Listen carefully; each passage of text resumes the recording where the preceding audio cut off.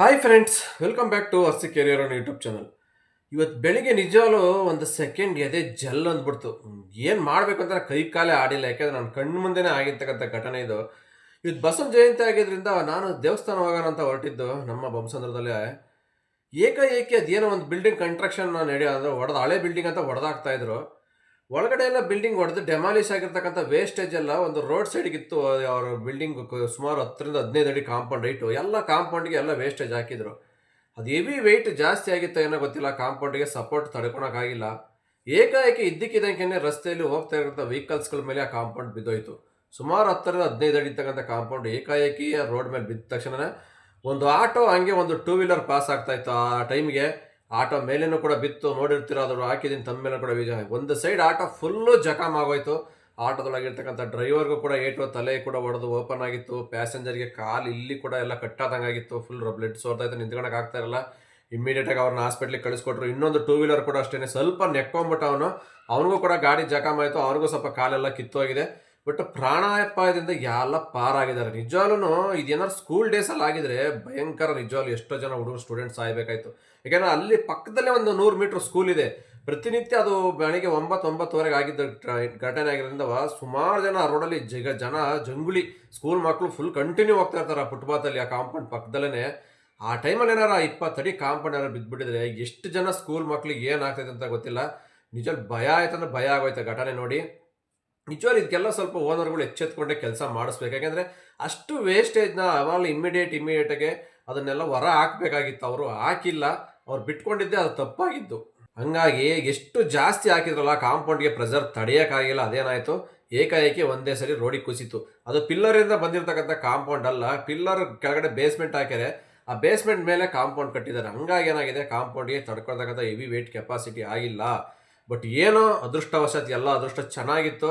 But auto ಮಾತ್ರ full ಜಖಮ್ ಆಗಿದೆ, ಏನಕ್ಕೂ use ಆಗಲ್ಲ ಆ ಲೆವೆಲ್ಗೆ ಆಗೋಗಿದೆ. ಪಾಪ ಆಟೋ ಡ್ರೈವರ್ ಬಡವ ಆಗಿದ್ದ ಏನೋ ಗೊತ್ತಿಲ್ಲ, ನೋಡೋಕೆ ಸುಮಾರು ಏಜ್ ಆಗಿತ್ತು, ಆಲ್ರೆಡಿ ಒಂದು 50ರಿಂದ 60 ವರ್ಷ ಆಗಿತ್ತು. ಪಾಪ ಅದೇನಿದೆ ಅವ್ರಿಗೆ ಆಟೋದೆಲ್ಲ ಅವರೇ ಕಟ್ಕೊಡ್ಬೇಕು ಓನರು. ಅವರು ಹಾಸ್ಪಿಟ್ಲು ಖರ್ಚು ಅವರೇ ನೋಡಬೇಕು. ಅವರಿಬ್ಬರಿಗೂ ಎಲ್ಲ ಥರ ಫೆಸಿಲಿಟಿ ಅವ್ರಿಗೆ ಮಾಡಿಕೊಡ್ಬೇಕು. ಯಾಕೆಂದರೆ ಅವರು ರಿಕವರಿ ಆಗಂಟ ಇಲ್ಲಾಂದ್ರೆ ತುಂಬ ಕಷ್ಟ ಆಗುತ್ತೆ ಅವ್ರಿಗೂ, ಫ್ಯಾಮಿಲಿಗೆ. ಅವ್ರನ್ನೇ ಆಟೋ ಅದನ್ನೇ ನಂಬ್ಕೊಂಡು ಜೀವನ ಮಾಡ್ತಾ ಇರ್ತಾರೆ ಆಟೋ ಡ್ರೈವರ್ಗಲ್ವಾ. ಹಂಗಾಗಿ ಇದಾಗಿರೋದ್ರಿಂದ ಪಾಪ ಅದು ಎಷ್ಟು ದಿವಸ ಆಗುತ್ತೆ ಅವ್ರು ರಿಕವರಿ ಆಗೋಕ್ಕೆ. ನಾವು ಆಟೋ ರೆಡಿ ಮಾಡಿಸ್ಕೊಳಕ್ಕೆ ಕೂಡ ವ್ಯಕ್ತಿ ಕೈಲಿ ಆಗಲ್ಲ. ಯಾಕೆಂದರೆ ಮಾಡೋದು ದಿನಕ್ಕೆ ಏನೋ ಒಂದು 500-1000 ಸಂಪಾದನೆ ಮಾಡ್ತಾರೆ ಪಾಪ ಏಜ್ ಆಗಿರೋ ವ್ಯಕ್ತಿ. ಈ ಥರ ಆಗ್ಬಿಟ್ರೆ ನಿಜವಾಗ್ಲೂ ಅವ್ರಿಗೂ ಕೂಡ ತುಂಬಾ ಬೇಜಾರು. ಅಳ್ತಾ ಇದ್ರು ಆ ವ್ಯಕ್ತಿ ಪಾಪ. ಏನು ಮಾಡಬೇಕು ಅಂತ ಅವ್ರಿಗೂ ಕೂಡ ತಲೆನೇ ಓಡ್ತಾರೆ. ನಿಜವಾಗ್ಲೂ ಯಾರಿಗೇ ಆಗಲಿ ಅಲ್ಲಿ ಆ ಪರಿಸ್ಥಿತಿಲಿ ಯಾರೇ ಇದ್ರೂ ಕೂಡ ಸಖತ್ ಬೇಜಾರಾಯಿತು. ನನಗಂತೂ ನಿಜವಾಗ್ಲೂ ನೋಡಿ ಒಂದು ಸೆಕೆಂಡ್ ಶಾಕ್ ಆಗುತ್ತೆ. ಏನಪ್ಪ ಇದು, ಇನ್ನೇನೋ ಸ್ವಲ್ಪ ದೂರ ಒಂದು 10-15 ಸೆಕೆಂಡ್ ನಾನಾರು ಮುಂದೆ ಪಾಸ್ ಆಗಿದ್ರೆ ನಮ್ಮ ಮೇಲೂ ಬೀಳಬೇಕಾಗಿತ್ತು. ಆ ಥರ ಇತ್ತು ಸಿಚುವೇಶನ್ನು. ಬಟ್ ನಾನು ಸ್ವಲ್ಪ ಹಿಂದೆ ಇದ್ದೆ, ಒಂದು 100 ಮೀಟ್ರ್ ಹಿಂದೆ ಇರೋದ್ರಿಂದವ ಬಚಾವಾದ, ಏನೂ ಆಗಿಲ್ಲ. ಬಟ್ಟು ಸ್ಕೂಲ್ ಡೇಸ್ ಆಗಿಲ್ದರಿಂದ ಸುಮಾರು ಜನ ಬದುಕಿದ್ದಾರೆ ಅಂತಲೇ ಹೇಳ್ಬೋದು. ಸ್ಕೂಲ್ ಡೇಸ್ ಏನಾರು ಆಗಿದ್ರೆ 100% ಸುಮಾರು ಜನ ಮಕ್ಕಳು ಹೋಗ್ಬಿಡ್ತಾ ಇದ್ರು. ಯಾಕಂದರೆ ಆ ರೋಡಲ್ಲಿ ಜಾಸ್ತಿ ಓಡಾಡ್ತಾರೆ ಸ್ಕೂಲ್ ಮಕ್ಕಳು, ಹೆವಿ ವೆಹಿಕಲ್ಸ್ ಓಡಾಡ್ತಾ ಇರ್ತವೆ. ಬಟ್ 9-9:30 ಆಗಿದ್ರಿಂದ ಸ್ವಲ್ಪ ಆಫೀಸ್ಗೆ ಹೋಗ್ತಕ್ಕಂಥ ಜನ ಎಲ್ಲ ಆಲ್ರೆಡಿ ಹೋಗ್ಬಿಟ್ಟಿದ್ರು. ಹಂಗಾಗಿ ಜನ ಕಮ್ಮಿ ಇದ್ರು. ಆ ಟೈಮಲ್ಲಿ ಬಿದ್ದಿದೆ ಕಾಂಪೌಂಡು. ಆ ಓನರ್ದು ಅದೃಷ್ಟ ಚೆನ್ನಾಗಿದೆ ಪಾಪ, ಏನಾಗಿಲ್ಲ. ಇನ್ನಾರು ಜಾಸ್ತಿ ದೊಡ್ಡದಾಗಿ ಅನಾಹುತ ಆಗಿದ್ರೆ, ದೊಡ್ಡ ಕೇಸ್ ಆಗಿ ಆ ಬಿಲ್ಡಿಂಗ್ ಕೂಡ ಅಲ್ಲೇ ಕನ್ಸ್ಟ್ರಕ್ಷನ್ನೇ ಆಗ್ಬೋದು, ಎಲ್ಲ ಹಾಗೆ ಸ್ಟಾಪ್ ಆಗ್ತಾಯಿತ್ತು. ತುಂಬ ಪ್ರಾಬ್ಲಮ್ ಆಗೋದು. ಬಟ್ ಏನೋ ಸಣ್ಣದ್ರಲ್ಲಿನೇ ಮುಗಿದೋಗಿದೆ.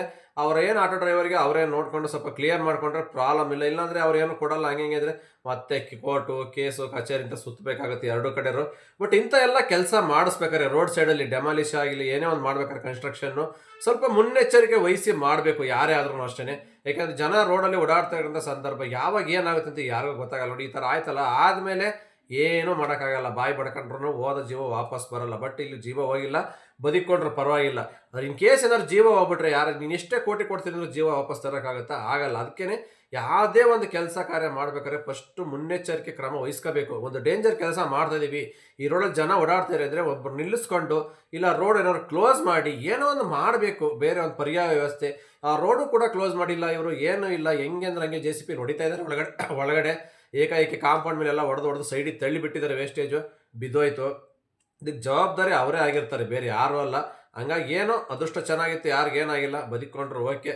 ಇದು ನಾವು ನೋಡ್ತಕ್ಕಂಥ ಘಟನೆ ನಮ್ಮ ಕಣ್ಣೆದುರಿಗೆ ಆಗಿದ್ದು. ಸುಮಾರು ಈ ಥರ ಘಟನೆಗಳು ಆಗ್ತಾ ಇರುತ್ತೆ ಎಲ್ಲ ಕಡೆ. ಬೆಂಗಳೂರಲ್ಲಿ ಕೆಲವು ಬೆಳಕಿಗೆ ಬರ್ತವೆ, ಕೆಲವು ಬೆಳಕಿಗೆ ಬರಲ್ಲ.